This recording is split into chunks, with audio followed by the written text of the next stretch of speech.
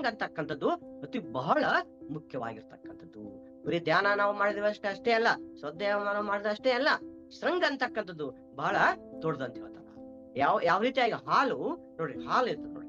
ಈ ಹಾಲು ಅಂತಕ್ಕಂಥದ್ದು ಅದು ಸುಮ್ನೆ ನಾವು ಹಾಲನ್ನ ಹಾಗೆ ಇಟ್ಟಿವಿ ಅಂತ ತಿಳ್ಕೊಡ್ರಿ, ಆ ಹಾಲು ಇಟ್ರೆ ಅದು ನೆಕ್ಸ್ಟ್ ಡೇ ಅದು ಕೆಟ್ಟು ಬಿಡ್ತದೆ. ಅದೇ ಹಾಲು ಅದು ಸಂಘವನ್ನ ಮಾಡ್ತಾ ಹೋದಾಗ, ಅಂದ್ರೆ ಆ ಹಾಲು ಬೆಂಕಿಯ ಸಂಘ ಮಾಡಿದಾಗ ಅದೇನಾಗ್ತಂದ್ರೆ ಅದು ಶುದ್ಧತೆಯನ್ನ ಪಡ್ಕೊತದ. ಅಲ್ಲಿರ್ತಕ್ಕಂಥ ಎಲ್ಲ ನೀರು ಎಲ್ಲ ಹೋಗಿ ಅದು ಶುದ್ಧವಾದ ಹಾಲಾಗ್ತದ, ಶುದ್ಧ ಹಾಲಾಗ್ತದ. ಅದು ಬೆಂಕಿಯ ಸಂಘವನ್ನ ಮಾಡಿದಾಗ.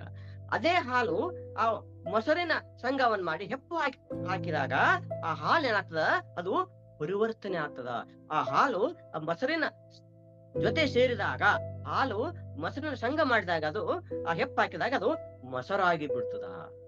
ಅದೇ ಮೊಸರು ಅದನ್ನು ಸರಿಯಾಗಿ ಕಡದಾಗ, ಅದು ಮೊಸರು ಹಾಗೆ ಇಡದಲ್ಲ, ಅದೇ ಮೊಸರನ್ನ ಅದು ಕಡಗೋಲಿಂದ ಕಡ್ದಾಗ ಏನಾಗ್ಬಿಡ್ತದ, ಅದು ಘರ್ಷಣೆ ಆಗಿ ಏನಾಗ್ತಂದ್ರ ಅಲ್ಲಿ ಆ ಬೆಣ್ಣೆ ಅಂತಕ್ಕಂಥದ್ದು ಹೊರಗಡೆ ಬರ್ತದ.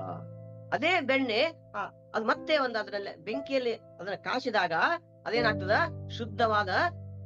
ಶುದ್ಧವಾದ ತುಪ್ಪವಾಗಿ ನಿರ್ಮಾಣ ಪರಿವರ್ತನೆ ಹೊಂದುತ್ತದ. ಅಂದ್ರೆ ಹಾಲು ಅಂತಕ್ಕಂಥದ್ದು ಅದು ಸಂಸ್ಕಾರದಿಂದ ಒಂದು ಸಂಘ ಒಂದೊಂದು ಹಂತವಾಗಿ ಅದು ಶುದ್ಧವಾಗಿ ಮೊಸರಾಗಿ ಅದನ್ನ ಕಡೆದಾಗ ಮತ್ತೆ ಆಮೇಲೆ ಅದು ಬೆಣ್ಣೆಯಾಗಿ ಶುದ್ಧವಾದ ಒಂದು ಸುವಾಸನೆ ಆಗಿರ್ತಕ್ಕಂತ ಅದು ತುಪ್ಪವಾಗ್ತದ.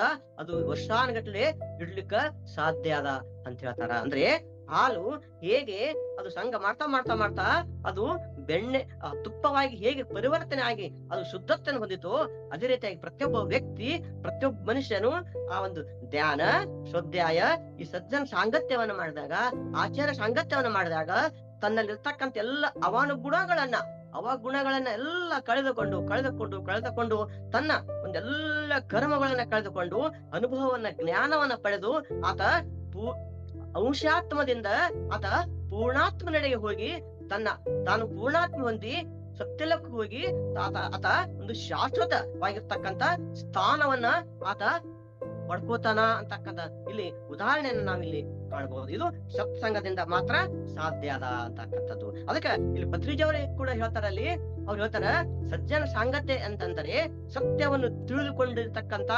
ಮಾಸ್ಟರ್ಗಳ ಜೊತೆ ಸಾಂಗತ್ಯವನ್ನ ಮಾಡುವುದು.